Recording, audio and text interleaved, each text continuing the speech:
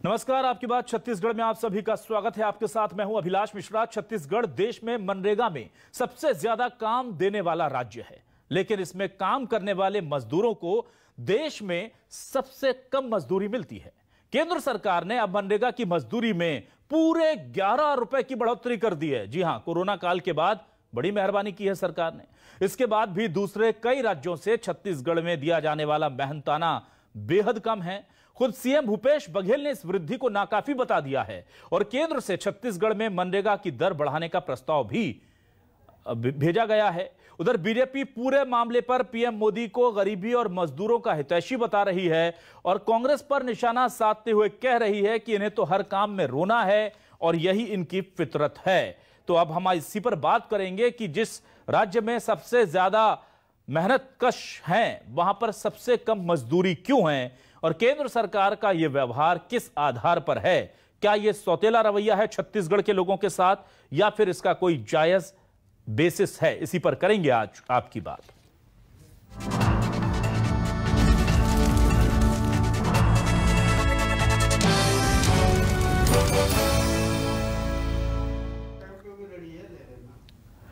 एक मनरेगा का मजदूर छत्तीसगढ़ में जब हाड़ तोड़ मेहनत करता है, जब खून अपना पसीने के तौर पर बहाता है, तो उसे दिन भर की जो मजदूरी मिलती है वो महज 204 रुपए अभी जाकर के हुई है, जब 11 रुपए बढ़ा दिए गए। आप समझिए इस चीज को, वरना वो नीचे था उससे काफी।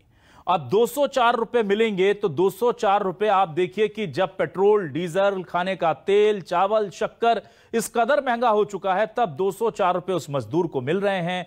काम की भी गारंटी नहीं है कि पूरा कितना मिलेगा, लिमिटेड काम मिलता है। ऐसे में इसे लेकर के सवाल उठ रहे हैं, कांग्रेस सवाल उठा रही है, बीजेपी जो है वो पलटवार कर रही है। सुनिए।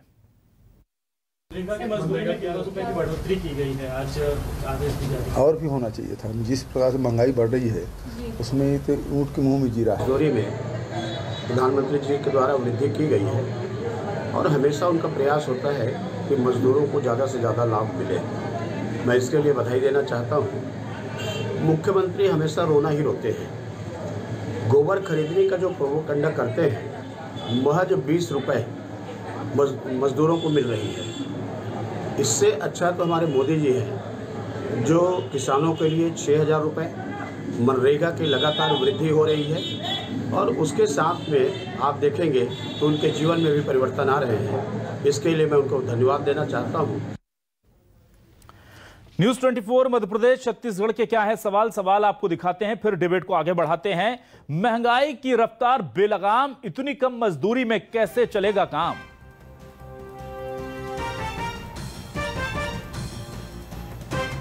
मनरेगा से ग्रामीण विकास को मिली उड़ान, मजदूरी में बस 11 रुपए बढ़ाने का ऐलान।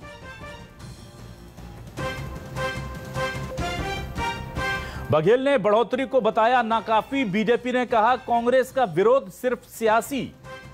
रोना रोते हैं, यह कह रहे हैं कौशिक साहब, हर बात पर रोना रोते हैं। छत्तीसगढ़ मनरेगा के काम में नंबर 1, तो मजदूरी के दाम क्यों है देश में सबसे कम? यह हमारा मुख्य सवाल है, मेन क्वेश्चन है जो हम आज पूछने जा रहे हैं। हमारे साथ बीजेपी से जुड़ चुके हैं वरिष्ठ नेता डॉक्टर कृष्णमूर्ति बांधी जी, विधायक भी हैं। बहुत बहुत स्वागत करूंगा बांधी जी आपका न्यूज़ 24 मध्य प्रदेश छत्तीसगढ़ पर। और हमारे साथ नमिता मिश्रा जुड़ी हैं, स्टेट लीडर हैं फाउंडेशन फॉर इकोलॉजिकल सिक्योरिटीज, जो लगातार मजदूरों से जुड़े और तमाम लोगों से, समाज के दूसरे वर्गों से जुड़े हित को लेकर के काम करती हैं। नमिता जी स्वागत है आपका। सबसे पहले नमिता जी आपके पास आता हूं, मुझे बताइए कि यह कहा जाता है कि छत्तीसगढ़ मनरेगा के काम में सबसे ज्यादा रोजगार देने वाला, सबसे ज्यादा काम कराने वाला स्टेट है। इस आंकड़े से हम बड़े खुश होते थे। आज हमें पता चलता है कि पूरे देश में सबसे कम मजदूरों को अगर मजदूरी मिलती है तो वो छत्तीसगढ़ में मिलती है। सरकार ये सूची राज्यवार बनाती है। 333 रुपए तक हरियाणा के लोगों को, मजदूरों को मजदूरी मिलती है। अब मुझे बताइए कि तेल का दाम पूरे देश में एक है, पेट्रोल का दाम पूरे देश में एक है, डीजल का दाम एक है, महंगाई लगभग बराबर है, लेकिन मजदूरों की मजदूरी में इतना अंतर, किस आधार पर यह सरकार को ठीक लगता है?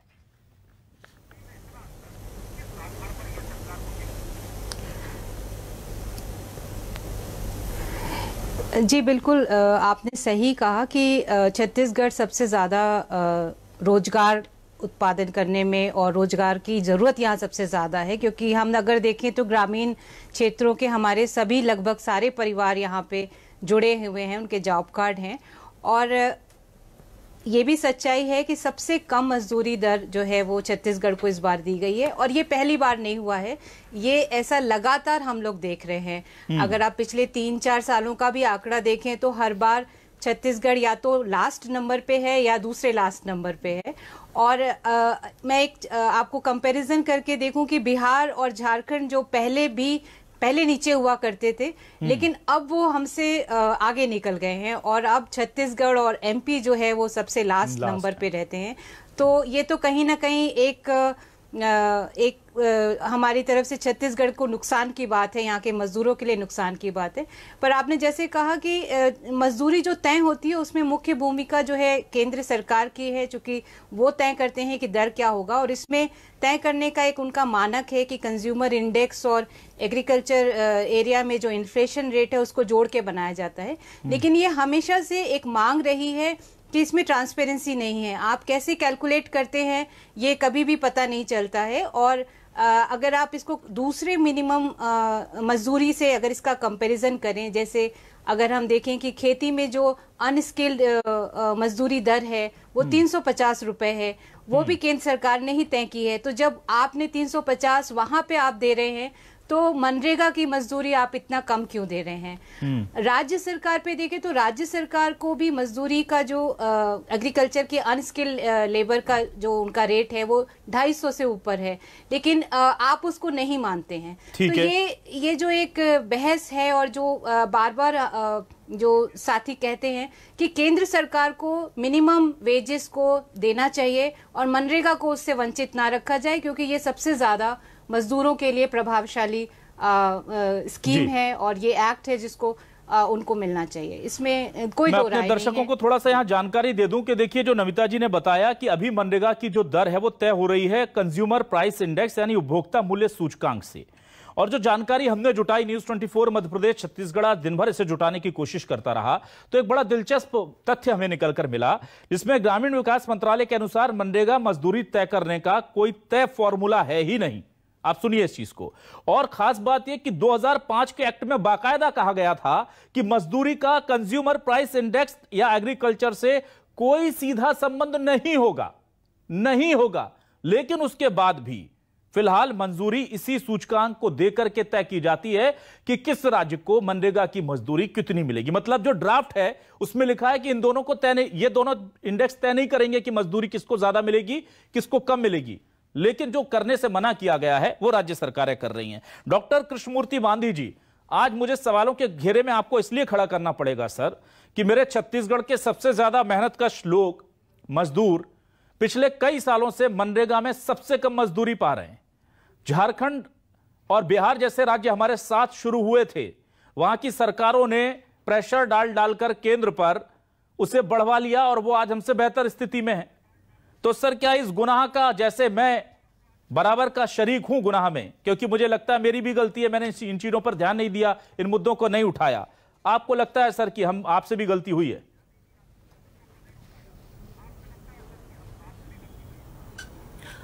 अभिलाष भाई, पूरे देश में और छत्तीसगढ़ में मनरेगा को समझना है, इसके भुगतानों को समझना है, इसके कॉन्सेप्ट को संक्षिप्त तौर पर समझना है जी। माननीय मोदी जी जो पैसा देते हैं मजदूरों का, राज्य सरकार को 100% देते हैं। मनरेगा में 2 पार्ट होते हैं, एक मजदूरी पार्ट होता है और दूसरा एक मटेरियल पार्ट होता है। इस मटेरियल पार्ट में 60% पैसा केंद्र सरकार देती है और 40% पैसा राज्य सरकार देती है। लेकिन मजदूरों को 100% जो पैसा है केंद्र सरकार से उसे प्राप्त होता है। आप जो असामान्य देख रहे हैं कि हमारे कि मोदी जी को हम तो धन्यवाद देते हैं कि मजदूर बढ़ाया, लेकिन यदि जो पार्टीज है, हम हमारे मजदूरों को अच्छा वेतन मिले, कई राज्यों ने जो 40% पैसा लगाते हैं उस पैसे का कुछ हिस्सा मजदूरों को भी भुगतान पे भी उनके भागीदारी सुनिश्चित होता है। परिणाम यह दिखता है कि कुछ राज्यों में मजदूरों का रेट बहुत अच्छा है और कुछ राज्यों में उसका रेट बहुत कम होता है। ये एक जो व्यवहारिक स्वरूप जो दिखने को जो मिल रहा है जी। लेकिन फिर भी हमारे यहाँ के जो मजदूर हैं, इन मजदूरों को एक अवसर मिला है, एक ऐसा अच्छा रेट मिला हुआ है। अब क्या है कि इस फार्मूलों को जो 40-60% के फार्मूला है राज्य सरकार समझे और निश्चित तौर पर इसमें हमारे यहाँ के मजदूरों को और भी पैसा मिलने का चांसेस रह जाएगा। जो आपकी कल्पना है दूसरे राज्यों से तुलना कर रहे हैं, हमारे यहाँ भी बहुत सारे मजदूर हैं ना। लेकिन बांदी जी, अब आपने मुझे बता दिया कि कैसे स्टेट गवर्नमेंट चाहे तो इसे बढ़ा सकती है। मुझे बताइए कि जो सलाह, इतनी अच्छी सलाह आप मेरी कांग्रेस के फिलहाल वर्तमान सरकार को दे रहे हैं, मेरी भूतपूर्व सरकार जो थी 15 साल तक, वहां पर किसी को यह आइडिया दिमाग में नहीं आया कि हम अपना राज्य का राज्यांश बढ़ा देते हैं और अपने मजदूरों को जो है बिहार झारखंड से ज्यादा मजदूरी दिला देते हैं। हम तो शुरू से छत्तीसगढ़ के मजदूरों का शोषण कर रहे हैं ना सर। अभिलाष जी निश्चित तौर पर अभिलाष जी महसूस में जो आप शोषण की बात कर रहे हैं ना, तो मैं बता रहा हूं, दो बातें बताऊंगा आपको जी। एक तो सफाई मजदूर हैं स्कूल में 15,000 से कम है, 15,000 के आसपास ही हैं लगभग। ये सफाई कर्मचारी है, वन कर्मचारी हैं और बिजली के कर्मचारी है, उनको तो उससे भी कम पैसा मिल रहा है। ठीक है। मजदूरों का भुगतान भी आज भी सरकार जो है कांग्रेस सरकार के कार्यकाल में उससे भी कम पैसे मिल रहे हैं। वो भी बेरोजगार है, महंगाई के दौर से उन लोग में सरकार को अगर चिंता है तो ऐसे वर्गों के बारे में भी उसको एक चिंता करना चाहिए ना। ठीक है सर, वो एक डिफरेंट पार्ट है। मैं इस पार्ट पर इसलिए बात कर रहा हूं ना सर कि देखिए ये जो गलतियां हुई हैं, तो लगता है कि हमको इस पार्ट को बढ़ाना चाहिए, तो हमें कहीं ना कहीं कर्ज लेना चाहिए। अच्छा, अब देख लीजिए अभी भाई, ये जो किसान तो सक्षम हो जाते हैं उनको बोनस और पेंशन मिल ही जाता है, जो अच्छा है, सरकार उनको दे रही है। लेकिन गरीबों को कुछ बोनस मिलता है क्या? ठीक है, सरकार उनको दे ना। अब अभी थोड़ा डाइवर्ट ना करें सर, अभी हम मनरेगा मजदूरों पर रहते हैं, फिर हम किसी सब्जेक्ट पर बात करेंगे। चंद्रशेखर शुक्ला जी, मुझे बताइए सर, सबसे कम मजदूरी मेरे छत्तीसगढ़ का मजदूर क्यों पाएगा सर? कौन सा पाप किया उसने अगर 15 साल तक बीजेपी को चुन के रखा? कौन सी गलती की उसने अगर 5 साल के लिए उसने कांग्रेस को मौका दिया है? और मुझे बड़ा दुख होता है सर कि छोटे छोटे मामलों पर यहां से दिल्ली तक दौड़ लगाने वाली बीजेपी और कांग्रेस इतने बड़े मुद्दे पर चुप थे। आज जब दरें बढ़ी हैं तब हमें पता चल रहा है कि यह हालत है। पूरे देश में सबसे कम, मतलब इससे ज्यादा शर्मनाक क्या होगा छत्तीसगढ़ के लिए?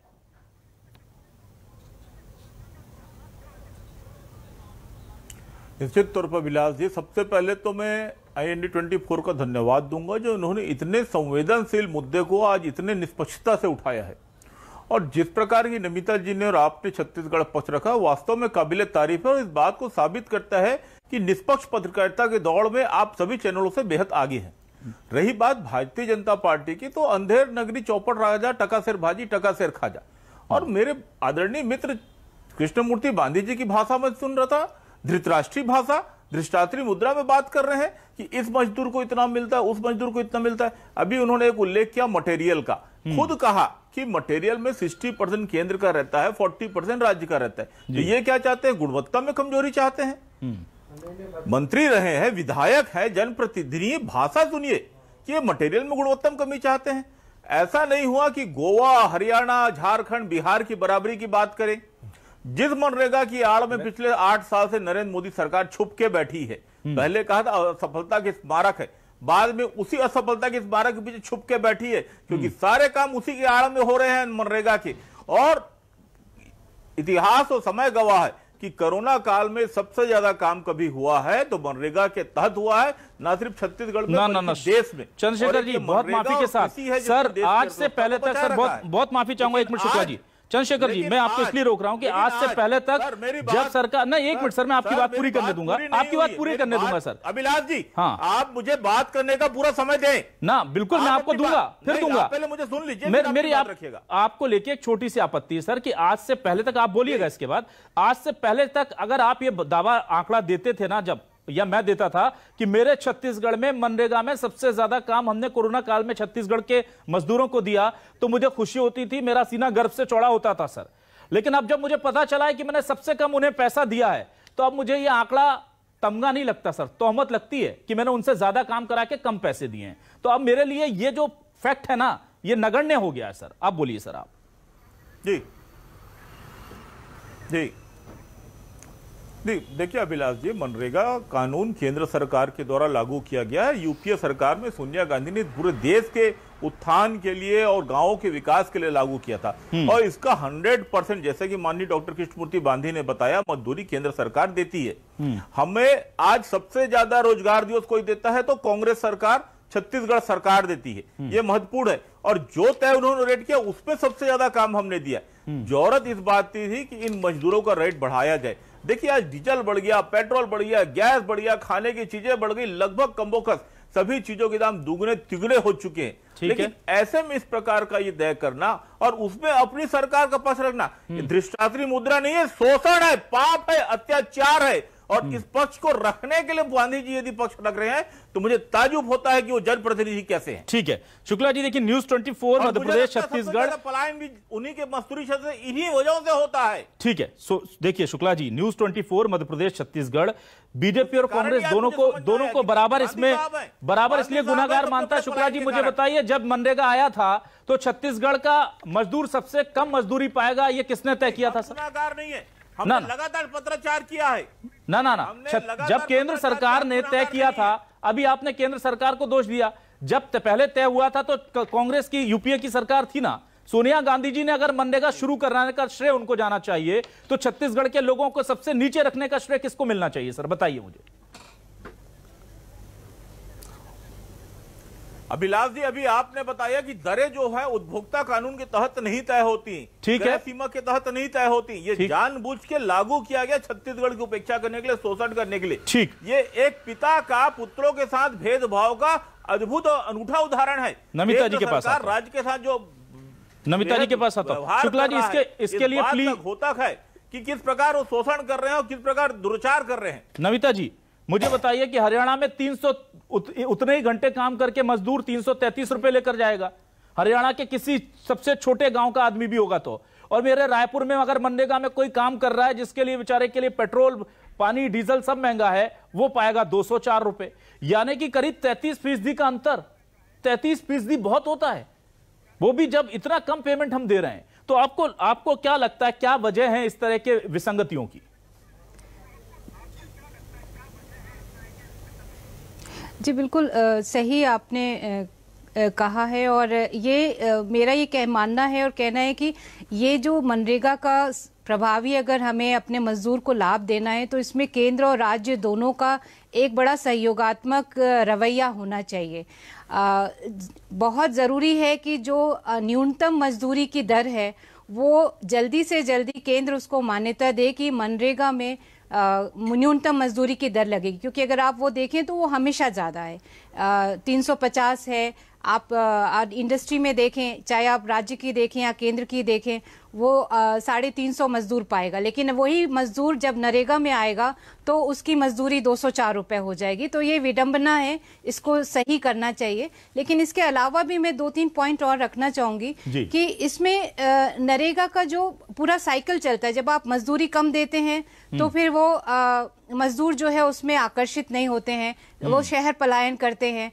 दूसरे और एक दिक्कत ये आती है कि जो राज्य सरकार को भी सोचना चाहिए कि जब हम काम दे रहे हैं तो कम से कम जितनी मिनिमम मजदूरी है उतने का तो वेज हम जनरेट करें। जैसे अगर आप पिछला आंकड़ा देखें तो राज्य सरकार ने बहुत, जैसे कह रहे थे शुक्ला जी कि राज्य सरकार ने पिछले 3 साल बहुत अच्छा काम किया है। आपका 16% ऐसे लोग हैं जो लोग 100 दिन से ज्यादा मजदूरी पा रहे हैं। लेकिन बाकी लोगों का क्या? हमने 100 दिन का गारंटी दिया था और हमारा जो एवरेज दिवस क्रिएट होता है वो अभी भी 60 दिन पहुंचा है, जो पिछले 3 साल में बढ़ा है। मतलब 5-6 दिनों की बढ़ोतरी हुई है अगर हम पिछले 3 साल में देखें, लेकिन अभी भी हम आधे में ही हैं। तो ये सारा सब कुछ लिंक है। अगर आपकी मजदूरी कम होगी, मजदूर आपके आकर्षित नहीं होंगे और फिर वो आपके चीजें जो है सही नहीं जाती। तो इसमें मेरा ये मानना है कि आपको मजदूरी दर इतनी तो रखनी ही पड़ेगी। जी बिल्कुल अभिलाष भाई। जी नमिता जी, आपके पॉइंट्स आए हैं कि बात वेतन का है, पैसे का है, मजदूरी दर का है। जी अभिलाष भाई, बात वेतन का है, पैसे का है, मजदूरी का है।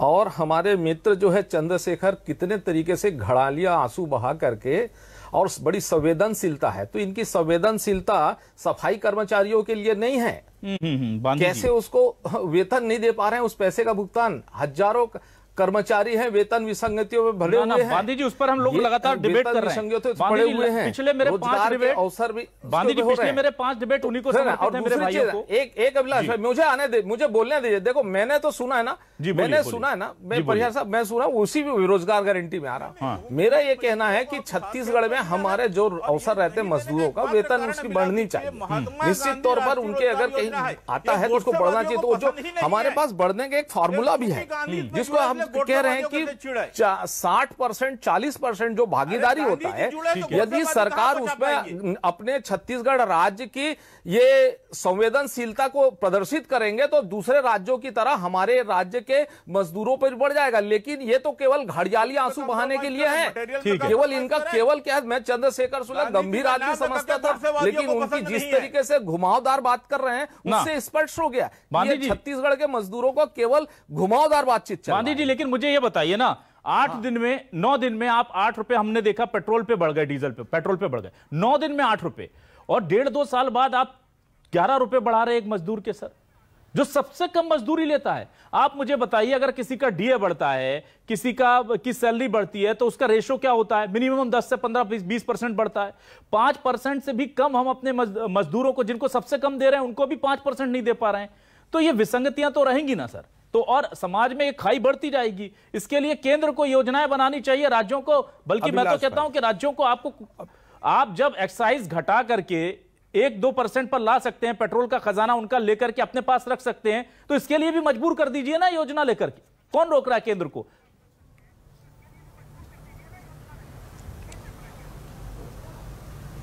अभिलाष भाई जी, मैंने कहा ना कि राज्य सरकार, केंद्र सरकार निश्चित तौर पर अगर अपने मजदूरों को, अगर हम संवेदनशीलता के साथ बातचीत करें तो कुछ प्रोपोर्शन जो पैसा है, जो हमारी भागीदारी, राज्य सरकार केंद्र सरकार की भागीदारी रहती है, इनको 3 प्रोपोर्शन निश्चित तौर पर बढ़ाया जा सकता है। मैं तो कह रहा हूं कि बढ़ाया जा सकता है और बढ़कर के मिलना चाहिए। बात कौन करेगा ना, इतने सालों से बात नहीं हो पा रही मेरे मजदूरों के लिए। देखो आज सरकार में सत्ता में है निश्चय। अरे हमने तो कई बार तो विधानसभा में अंदर में इसमें शुक्ला जी, आप लोग अपना राजस्व बढ़ाने को तैयार हैं क्या? शुक्ला जी क्या सिर्फ चिट्ठियां लिखेंगे दूसरे राज्यों की? शुक्ला जी क्या केवल चिट्ठियां लिखेगी छत्तीसगढ़ सरकार, या सीधे प्रपोजल देगी कि हमें 40% में 2% की बढ़ोतरी कर रहे हैं, 2% आप कर दीजिए? बढ़ा भी देंगे, लेकिन पहले हमारा पूरा जीएसटी पैसा तो देना चालू कर दे। हमारा कोयला चोरी कर रहे हैं, हमारा बिजली चोरी कर रहे हैं, हमारा पानी चोरी कर रहे हैं, और उम्मीद हमसे करते हैं कि हम सब कुछ बढ़ा दें। और केंद्र सरकार क्या करेगी? हमारे बिजली का पैसा, हमारे कोयले का पैसा, हमारे पानी का पैसा, हमारे सीमेंट का पैसा हमें नहीं देगी। नमिता जी, देखिए सियासत में उलझकर मजदूरों का हक जो है, आप देख रहे हैं कि किस तरह से शोषण उनका जो है वो हथियार बन जाता है, और ये बीजेपी कांग्रेस एक दूसरे को उंगली दिखाती रहती है। अब मुझे समझ में इतना आ रहा है कि चाहते तो राज्य भी बढ़ा सकता था, चाहते तो केंद्र बढ़ा सकता था, चाहते तो दोनों मिलकर बढ़ा सकते थे, बढ़ाया किसी ने नहीं। अब नमिता जी हो या अभिलाष मिश्रा हो, दोनों बैठकर ये सोच रहे हैं कि एक ही उपाय है कि जो सांसद और विधायक और मंत्री है ना, इनकी सैलरी को रेशो से जोड़ दीजिए मनरेगा की मजदूरी से। आप यकीन मानिए, कहिए कि जितने % मनरेगा की मजदूरी बढ़ेगी जिस राज्य में, उतने % विधायकों की सैलरी बढ़ेगी, इसके अलावा नहीं बढ़ेगी। फिर देखिए क्या होता है। अपने बिल साइन करने होते हैं ना कि हमारी सैलरी यहां इतनी बढ़ा दीजिए, सांसदों का भत्ता इतना बढ़ा दीजिए, कीजिए ना। समाज का सबसे बड़ा जनप्रतिनिधि कहलाने वाले विधायक सांसदों को समाज के सबसे निचले तबकों से जब तक जोड़ेंगे नहीं, उनका दर्द महसूस नहीं कराएंगे, तो उनके लिए नियम कहां से बनेंगे? मजदूर है ना, आकर के सियासत करें, अपने हक के लिए झंडा उठाएं, या जाकर के मजदूरी करें 200 रुपए की दिहाड़ी। इसीलिए यह होता है। और ऐसे वक्त पर अब नियम कानूनों को, सरोकारों को, सरकारों को नीचे के लोगों से जोड़ना पड़ेगा। राज्य सरकार चाहे तो बढ़ा सकती है, केंद्र सरकार चाहे तो बढ़ा सकता है, दोनों थोड़ा थोड़ा चाह लें तो बहुत बड़ा अंतर मजदूरों की जिंदगी में आ सकता है, पर चाहेंगे नहीं क्योंकि मजदूर हैं, मजबूर हैं। बहुत बहुत शुक्रिया डॉक्टर कृष्णमूर्ति बांधी जी, नमिता मिश्रा जी, साथ ही साथ चंद्रशेखर शुक्ला जी हमारे साथ जुड़ने के लिए। नमस्कार।